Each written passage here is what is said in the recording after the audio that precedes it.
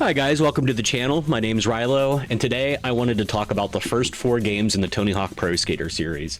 Such a important series to me and many other people. So I was born in 1996. Just for some quick background, I think a lot of people can relate to this story. So I was born in 1996, which meant I grew up in a PlayStation household, and PlayStation was the leader back then. Nintendo 64 was a close second, and unfortunately my boy back there, the Sega Saturn, was a distant third. But it's still a good system to mod to this day if you're interested. Having said that, some of the games that defined my childhood were Crash Bandicoot, the Twisted Metal series, and the first Tony Hawk game I played was Tony Hawk Pro Skater 2, which was released in 2000. That's the first one that I have any memory of. And for me, man, this game wasn't just a game. This game shaped my entire childhood up into, like, my teens. Not only was it like a super addicting game to play as a child, a 4-year-old child at the time, it also introduced me into the entire world and culture of hip-hop, punk, metal, hard rock music, and it also just introduced me into skate culture, which was something that I was heavily into. And including with the music, I still listen to these songs to this day. These games have shaped my music taste to such an extreme degree that I've never really strayed away from it.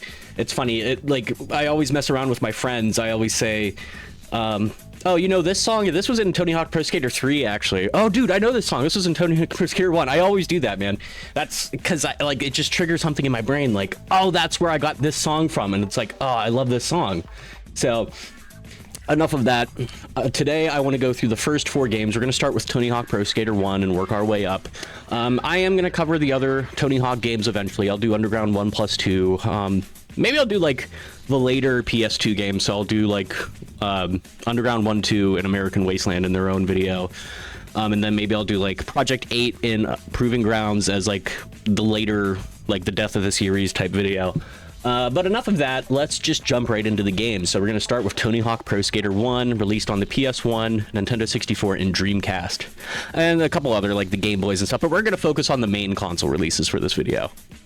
Alright, so today I'm going to be playing Tony Hawk Pro Skater 1 on the Dreamcast. That is the version you see now on the screen. And I just wanted to go over the roster we have in this game. I'm not going to read everyone's name, I'm just going to kind of go through it real quick, but some of my favorites include Chad Muska, Tony Hawk, of course, Jamie Thomas, representing Zero, Kareem Campbell, Rune Glifberg, plenty of goats in the skateboarding sport.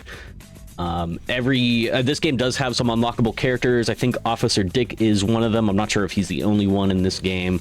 Every entry except for like maybe Project 8 and Proving Grounds has unlockable characters. So like Pro Skater 2 has Spider-Man, and like it's the Spider-Man from the 2000 video game, which is really awesome. That's another game that I really loved as a kid. You also in like Tony Hawk Pro Skater 3 you get Wolverine and Darth Maul, which is awesome. So there's plenty of unlockables in the series. Underground 2, you get Shrek. So they were very creative with who you could skate as back in the day. All right, so let's start real quick with the levels in this game. We have the iconic warehouse level. We've seen this re-released in multiple games. It's a very iconic, simple indoor mission. Very iconic. Perfect way to start the game, in my opinion. Next, we have the first iteration of school, which I think gets shadowed quite a bit by the second iteration in the next game, but it is a solid, serviceable outdoor level. Plenty of street stuff to do, plenty of half pipes, and plenty of things to skate. The mall is more of like a hybrid downhill slash somewhat of like a street with like little pockets to skate in. A really cool map to look at, especially like back then with the technology we had. It was a really well-designed map.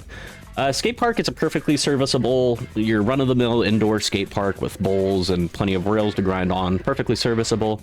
And downtown is our first iteration of a downtown-style map. A lot to do, a very serviceable map. Pretty much all street skating. So, it does the job, and it's been re-released also in plenty of games. In here we have Downhill Jam. This is what the game was initially made to be like. But the developers didn't want that, but they still got this map. I think this is a fun map, but you can see it's hard to kind of just stay in because once you get to the end, you can't really go back to the top. And then we have Burnside, Portland, based on a real skate park. This is an amazing outdoor park. It has such a good vibe, a lot of fun street/vert skating. Definitely really good. San Francisco is probably the one dud I consider in this game. It just doesn't flow well. There's not really a lot of stuff to skate on. I don't know. I just kind of find myself wandering around on this map looking for stuff to skate on because it just feels way too open and big. And then we have the iconic Roswell map where you can find a secret alien hiding in the building. A great map outside of that. It's basically a skate park. You got your vert and street stuff you can do. Perfectly serviceable, really fun competition map.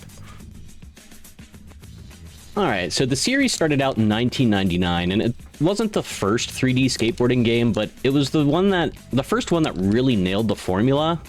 And honestly, playing it today, it's not perfect. It does feel a little janky.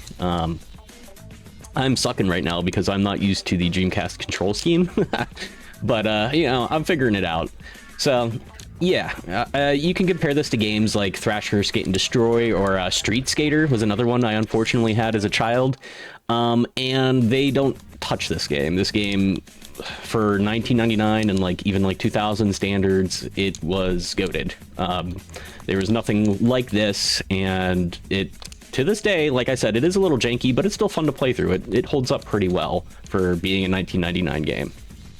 So it's pretty common knowledge that the series actually started out as sort of like a Tony Hawk Downhill Jam type game. Ooh, I just got wrecked there.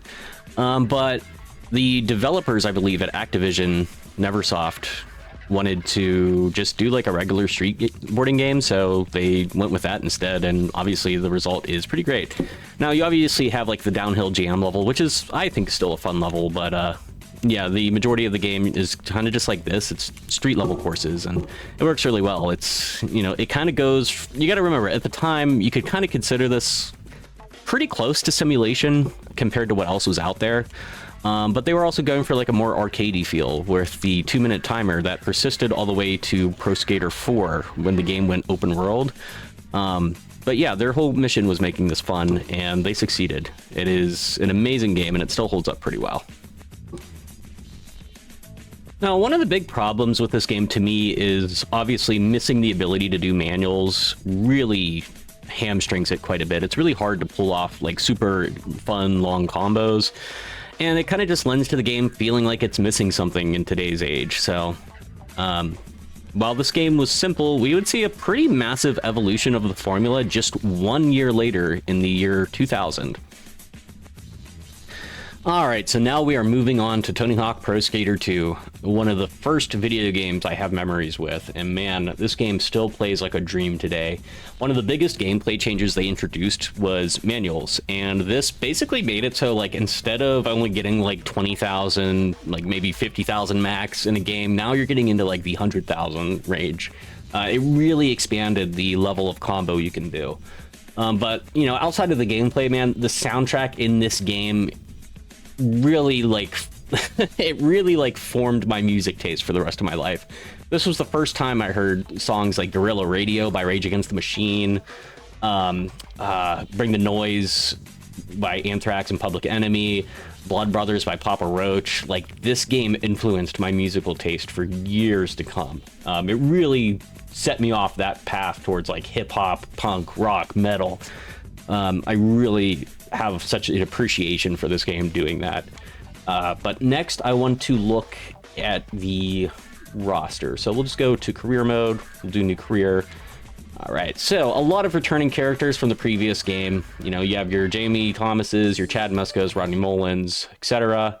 But as a secret in this game, you actually get Spider-Man from the Activision 2000 Spider-Man game, which was such a massive thing for me back in the day because I also had that game on the PlayStation 1 and I loved it. So this was just like, I don't know, man, this was like a celebration. This felt like a celebration to me at the time of like two new things that like I'm really in love with coming together. It was great.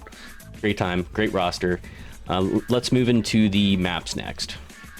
All right, when looking at maps for Tony Hawk Pro Skater 2, we have kind of a similar assortment as we did in the previous game, minus maybe like, there's not really a downhill level here. But to start, we have the hangar, which is actually very similar to the warehouse, except there's a couple secrets that if you grind the one rail, you unlock the outdoor area, which I think is good because it teaches you early on in the game. If you grind the helicopter wing, it teaches you early on in the game that if you search for things, you can actually like unlock and you can expand the level, which wasn't really in the previous game.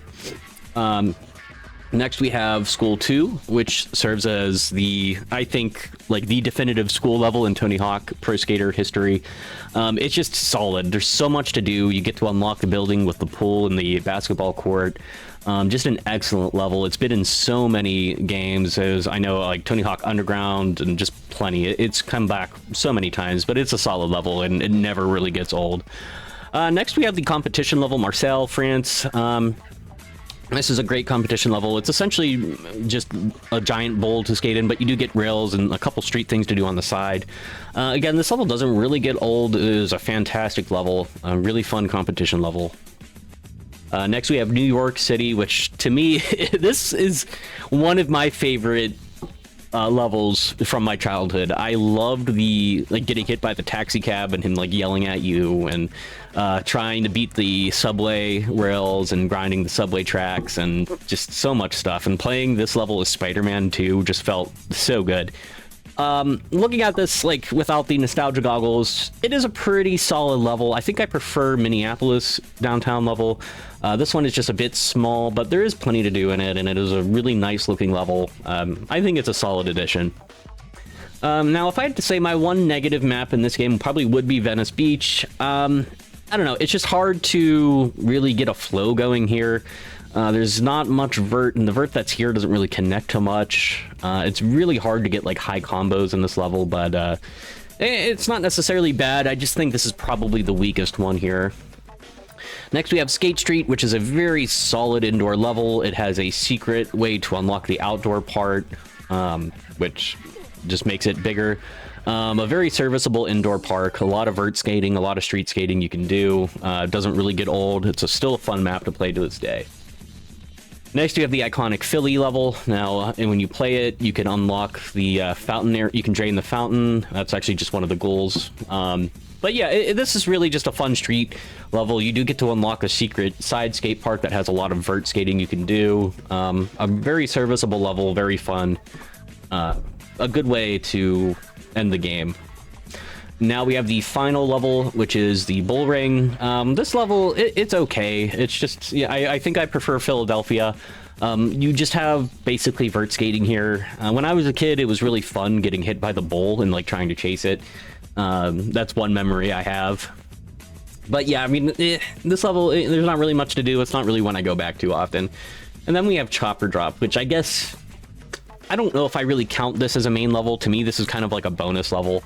But if I had to count it, I guess I would add this as another dead alongside Venice Beach. There's just not really anything to do here. And it's kind of disappointing in the 1+2 remake. They didn't really do much more with it. It's just, there's just nothing really here. It's just a giant half pipe, essentially.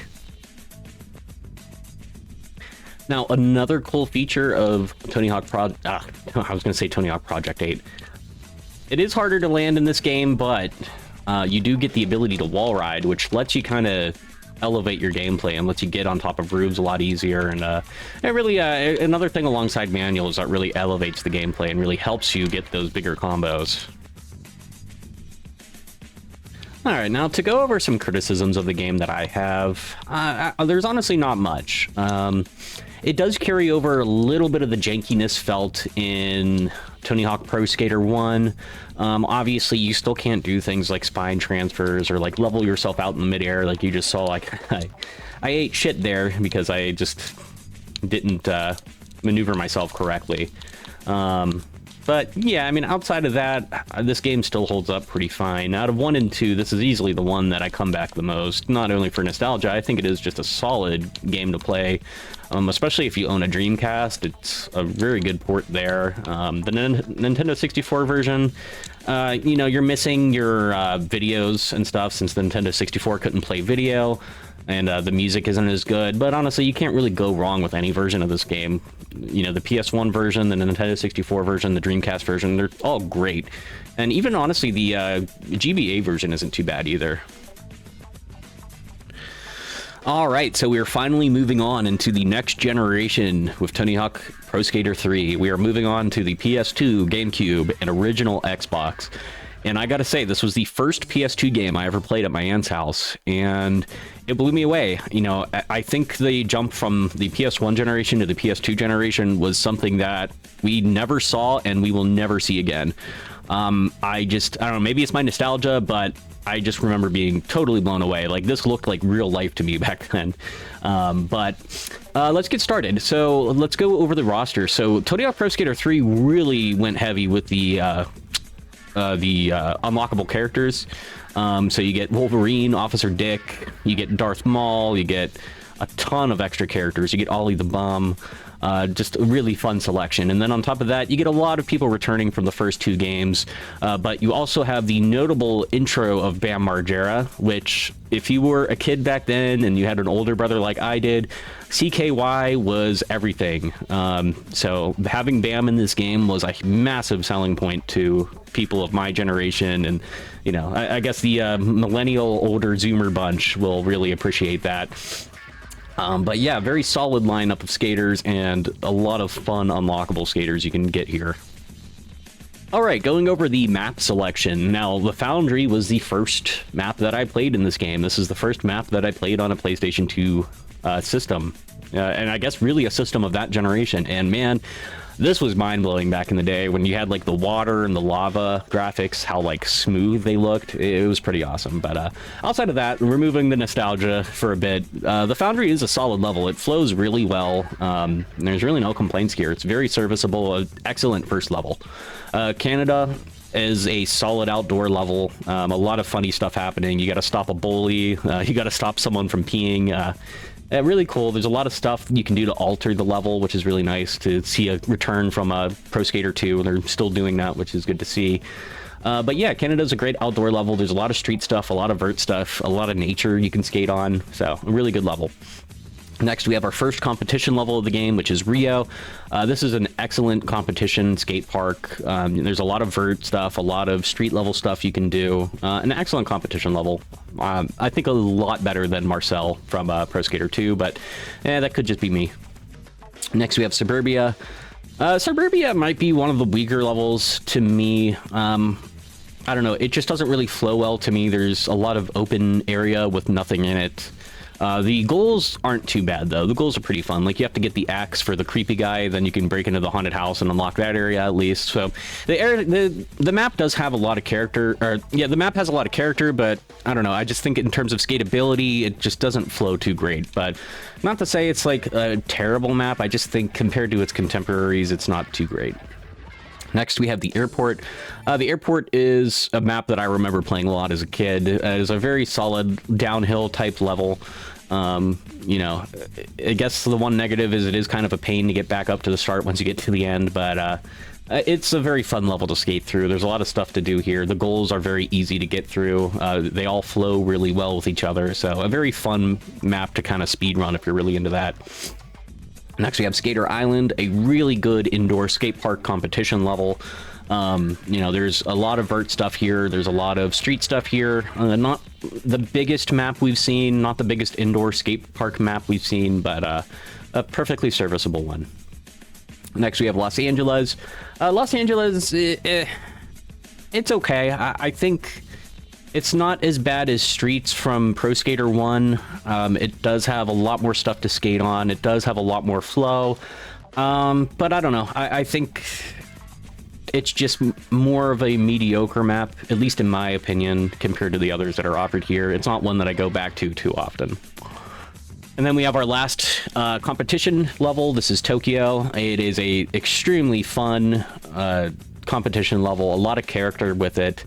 You get like the neon glow of Tokyo, and it's a lot of vert stuff. There is some street stuff thrown in there, but you're mainly going to be, skating the half pipes and trying to do as much vert as you can to get the to get as much of a high score as you can. There also is a little secret side level you can unlock by doing a certain grind, so that's there. A very fun end to the game, I think. And as our bonus level, you get the cruise ship. This game This level really burned itself into my brain as a kid. I had so much fun here. This is easily my favorite level. And that is totally subjective. I know probably viewing this through an objective lens, this level isn't really that great, but I don't know. I love it. There's tons of stuff to do. I thought as a kid, the water just looked so amazing. That was just such a thing of this generation, was like how improved the water graphics looked. You know, it sounds stupid to younger people, but we were blown away by this water. Okay. But yeah, the cruise ship has so much character, just an excellent level. You have the captain talking over the intercom, making jokes the whole time. And then it turns out he's not the real captain, and he was playing all along. Just a great level. It was so much fun. A great end to the game. It's technically a bonus level, but yeah, it's just a solid way to end it. And for bonus levels, we have Roswell returning from the first game, Burnside returning from the first game, and Warehouse returning from the first game. So this is the first time we're seeing older levels being incorporated into the modern game. And I gotta say, very solid picks from the first game. I guess it would have been nice to see levels from the second game as well, but this is their first time doing it, so I think it's fair to give them some slack. And they picked pretty solid levels, and they play beautifully in this game. So yeah, a very great selection of maps to choose from here. Now, one excellent addition to this game that really alters the formula is the addition of reverts, which really helps your combos when you're focusing more on vert skating. It really helps the game flow better. You're getting way better chains here, so you could revert and then go into a manual, do another move, go revert, go into a manual, and you can just do that for so many times until you lose your momentum, and then you have to stop. But yeah, this was another addition that really extended combos, and it was a really big help for vert people who preferred playing vert. There's not much use for it when you're doing street skating, but it does help bridge the two styles together. So like if you're doing street, you can go into a half pipe, do a move, do a revert, then keep it going. So it does kind of help bridge them, but I will say it is a massive help for the vert skaters.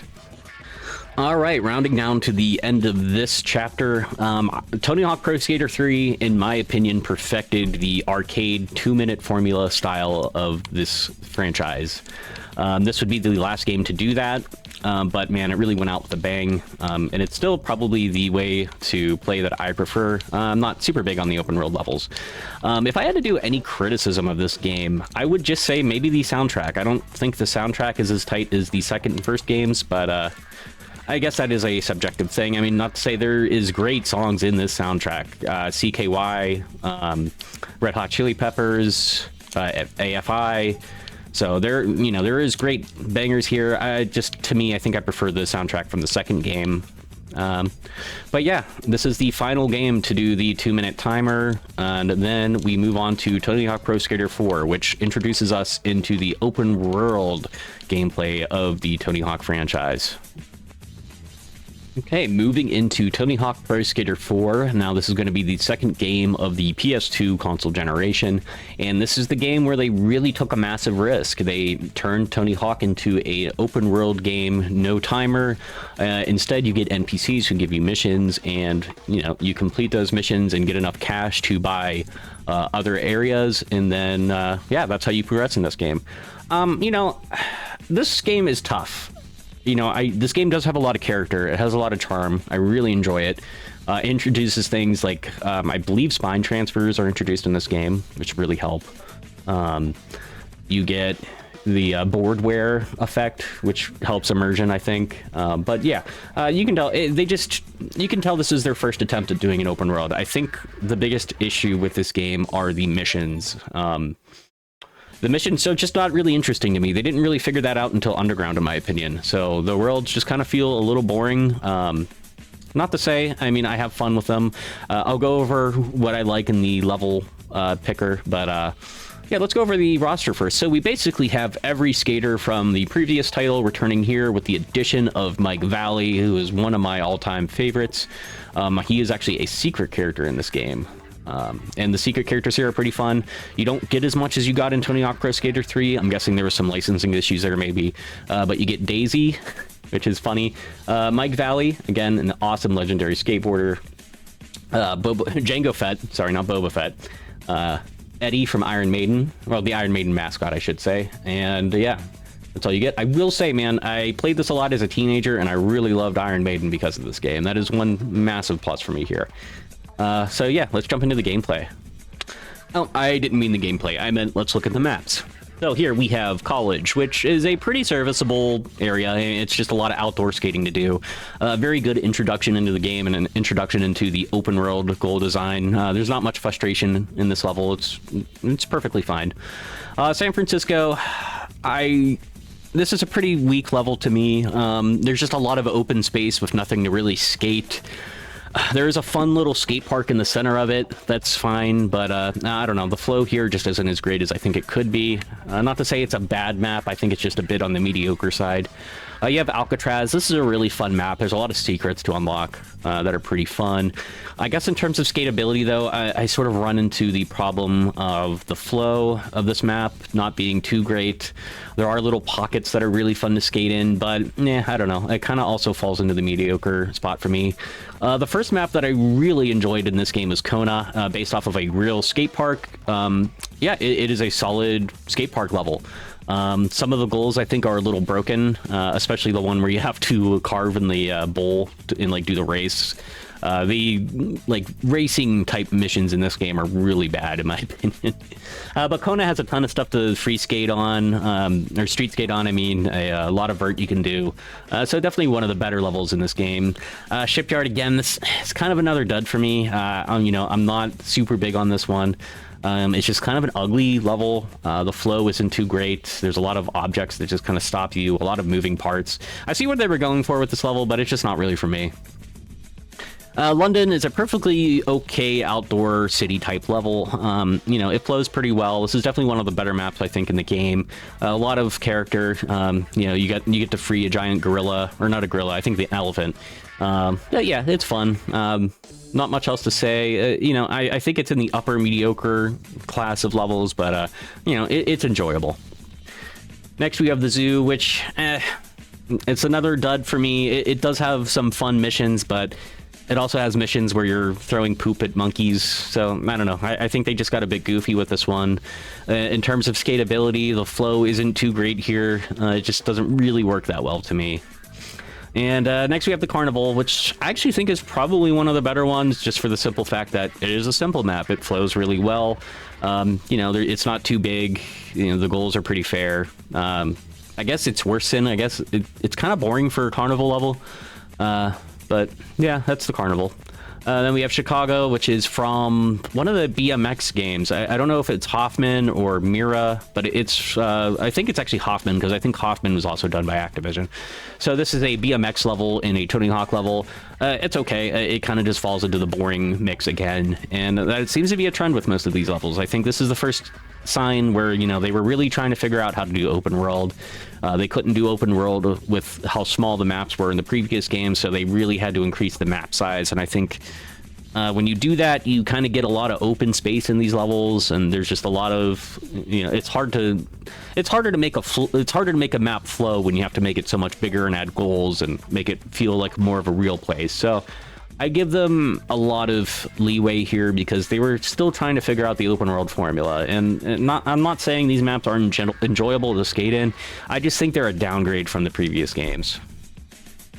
All right, so talking a bit about the gameplay, you know, this feels pretty much like Tony Hawk Pro Skater 3, but just more refined. You know, you get the ability to do reverts now, which is really cool. I guess the problem is finding somewhere to do a revert, but you know, you can like that, or not a revert, sorry, a spine transfer. Get my terminology all messed up, but yeah, spine transfers make it easier to kind of traverse the map and do bigger combos. And you know, going with this open world design, I think that is an incredible improvement. But we'll see that in Tony Hawk Underground, they actually let you get off your board and walk around, which I think would have been helpful here, especially with some of the other maps that are like super vertical, like Alcatraz. But yeah, the gameplay is solid. This is still a fun game to come back to. It's still a fun game to play.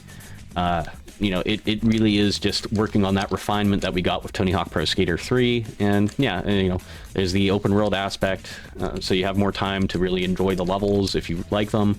You know my feelings on them. I'm not going to harp on it again. Yeah, the gameplay's fine. You know, it runs It plays just like Tony Hawk Pro Skater 3, except you're doing open world stuff now. All right, so now we're at the end of Tony Hawk Pro Skater 4. Now this would be the final Tony Hawk game for now with the Pro Skater name. This game came out in 2002, and the next game would adopt the Tony Hawk Underground name. And Tony Hawk Underground just completely revolutionized the entire genre. Tony Hawk Underground is one of the most important games of my life. I still play it all the time. It just, you know, this was the starting point for that formula, but Tony Hawk Underground just completely perfected it, in my opinion. It is the perfect Tony Hawk game, and it is the best in the series easily. And I gotta thank this game for setting the stage for that. You know, I have a lot of issues with this game, but it's still, by any standard, a great game. I just think going from Tony Hawk Pro Skater 3 to this is where you hit the challenges. Talking about other things, like this game does have a pretty decent soundtrack. I think I still prefer 2 over 1, 3, and 4. This game has a lot of like 80s metal. However, I do like the hip-hop a lot in this game. This game has very solid hip-hop. And yeah, that's Tony Hawk Pro Skater 4. It's, you know, I think it was kind of the first game that showed some issues, but a lot of those issues were from taking risks, so that's more of an amendable reason to have issues, I think. All right, before we end the video, I do want to touch on the 1+2 remake and the 3+4 remake. So I'll start with the 1+2. I kind of want to touch on these separately because I think they're of 2 different qualities. And they technically were developed by 2 different teams. So Vicarious Visions under Activision developed the 1+2 remake. And I think they did a pretty solid job. There was another remake before this game in 2012. This game came out in 2020. The 2012 remake was made by Robomoto. I believe that's the name of the developers that had the Tony Hawk IP. They used the Tony Hawk Pro Skater 5 engine before it was Tony Hawk Pro Skater 5, and it just doesn't really feel that good to play, and they use like a weird cel-shading graphical style, and I just think it's kind of an ugly game, and it doesn't really play that good, so it's not really worth revisiting. And I actually don't even think you can buy it anymore, so that's a fun fact. But yeah, in 2020 we got the Vicarious Vision remake, and I think this is about as perfect as you can get for a Tony Hawk 1+2 remake. I didn't intend to say it like that. I'm just saying the title. But yeah, this game, if I had to levy any criticism at it, it takes a lot of the grunge punk aesthetic out, and it kind of just feels too clean in some ways. Like when you bail, right there, you do this weird digital thing instead of like bleeding and getting back up and like maybe kicking your board. There's like a lack of attitude, maybe. I'm not sure. And obviously that's like such a minor nitpick. It's just something that I can think of. Because outside of that, this game uses, I believe, the Tony Hawk Pro Skater 3 engine, so you know how I feel about that game. It is tuned up very nicely, and yeah, it runs and plays like a dream. It is, obviously, if you don't want to play the originals, you know, if you don't have nostalgia for the originals, this is the best way to play those 2 games, without a doubt. And yeah, unfortunately, Vicarious Visions was turned into a... I don't know if it was a World of Warcraft support team or maybe an Overwatch support team before Activision was bought by Microsoft. But yeah, they got rewarded by essentially being shit-canned. So unfortunately, that happens a lot in this industry. So let us move on to Tony Hawk 3+4 next. All right, now touching on the Tony Hawk Pro Skater 3+4 remake. Man, I was so excited when they announced this game. It kind of came out of nowhere because I honestly didn't think we were getting another remake. I thought they were kind of done with it now that Microsoft had Activision. Yeah, it just didn't seem like we were getting one, so it was nice when they announced that we were getting it. However, you know, everyone had the question, what is going to happen with Tony Hawk Pro Skater 4? Are they going to do the open world level design or what? And what we got was the arcadification, I guess. That was a hard word to say. Arcadification of the game. They essentially took Pro Skater 4 and the levels and turned them into arcade-based goals, like the first 3 games. Now, I understand why they did it. I think it would have been unrealistic to expect them to do the exact same thing, since I think a big issue with a lot of people have with Pro Skater 4 are the goals. The goals are just not good. They are, you could tell that they were still figuring out the open world concept. and they were just kind of boring. So I get why they didn't want to just port that over, but at the same time, I would have liked to have seen them try. I think, you know, maybe putting in some work to make these goals stand out, or maybe make them better. I don't know. It would have been fun to do. And I think the issues with trying to make these levels arcade really come through when you're looking at them. Now, just to go over the levels, we have our college level, we have San Francisco, movie studios new, and pinball's new, and water park is new. So missing is the Chicago level from Matt Hoffman's game, the circus level, and I think another level is missing, but maybe I don't see it. And the water park's new. I already said that. They're okay levels. You know, I think one of the big criticisms I have of this game, let's look at the water park, for example.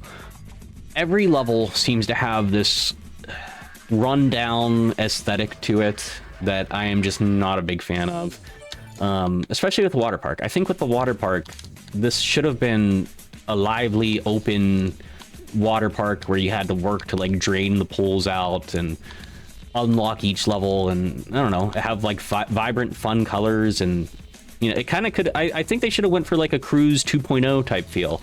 Instead, it's just kind of ugly. It's not pleasant to look at.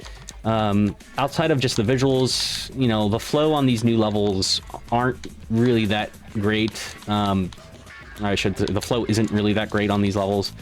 They're okay, you know, they're not terrible.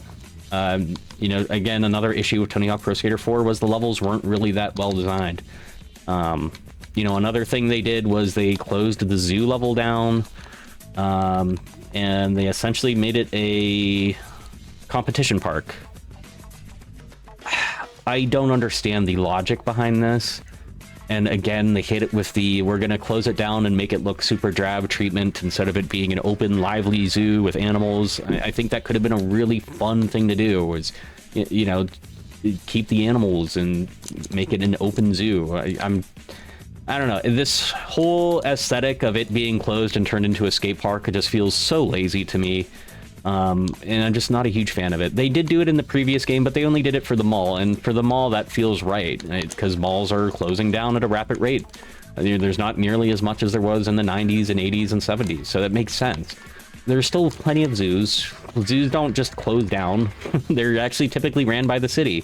So yeah, I'm not a huge fan of turning this into a competition park.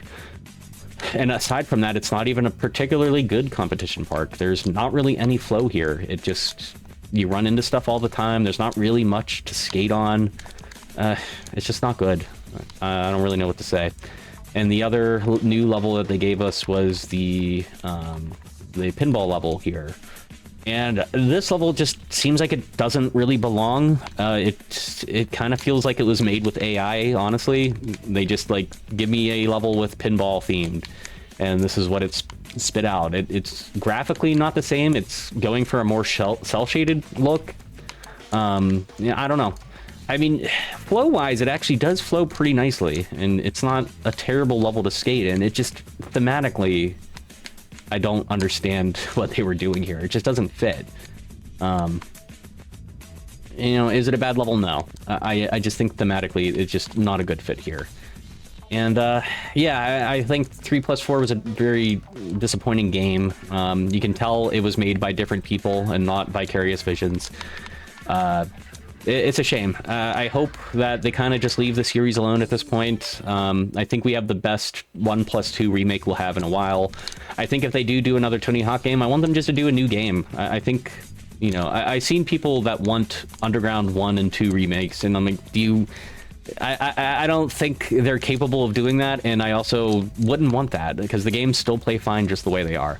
If they do more Tony Hawk stuff, I want them to just try to do a new game. Try to do something new. You know, give us some new ideas, or give us just a new game that does the arcade formula perfect. Which is kind of what they tried to do with Pro Skater 4. So, that's enough ranting about 3+4. Let's get into the outro.